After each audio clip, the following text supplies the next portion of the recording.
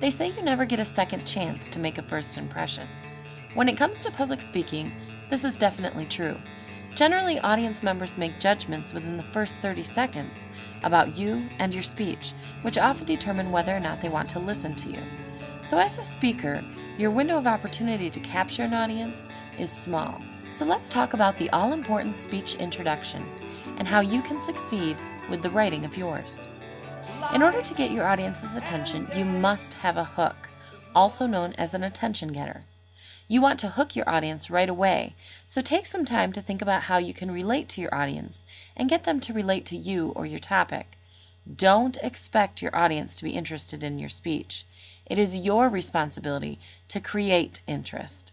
Speakers often begin with anecdotes, which are short, interesting stories, to hook their audience's attention. Other methods include presenting shocking statistics that make your audience want to listen further, or sharing a puzzling or unexpected scenario, or creating common ground with your audience, using a related or inspiring quotation, or enlisting audience participation. Each of these methods can get you started on the right foot, but it is your job, once you've chosen your starting method, to write an effective introduction. For this class, it is required that you write out and preferably memorize your introduction word for word. This way, you are sure to start with confidence and with strong eye contact.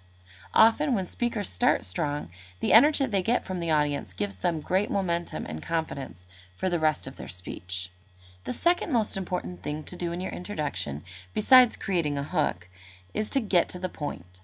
Tell your listeners your thesis right after your hook, and before you get into the meat or body of your speech. This serves as the purpose of your speech and tells your audience why they should be listening to you. It's a sort of roadmap to where you plan to take them during your time with them.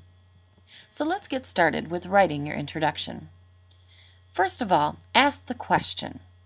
If you're like most people, writing an introduction is daunting, but instead of being overwhelmed by the task, reduce the task to this question: why am I telling this information to this group of people? Your answer to that question will help you to focus on your main point.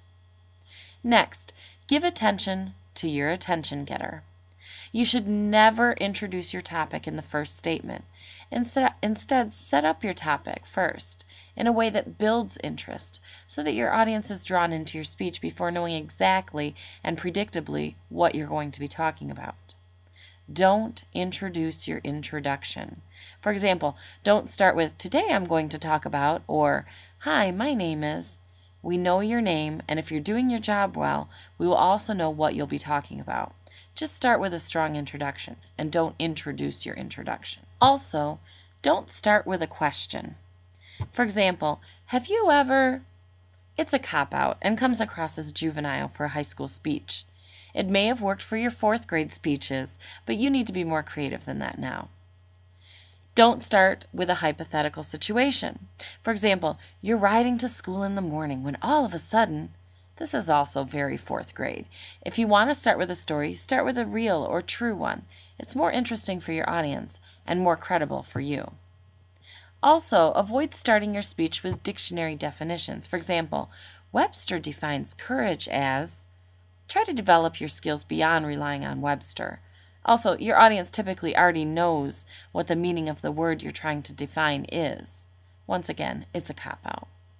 Taking the time to follow these tips and suggestions while avoiding the lame introduction pitfalls will set you on the right path to capturing your audience's attention and keeping it.